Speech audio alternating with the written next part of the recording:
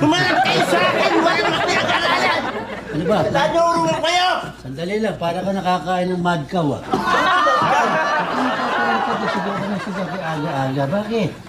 Paano ko di magagalpet? Tingnan mong ginawa sa padyak ko eh. Oh, flat tire.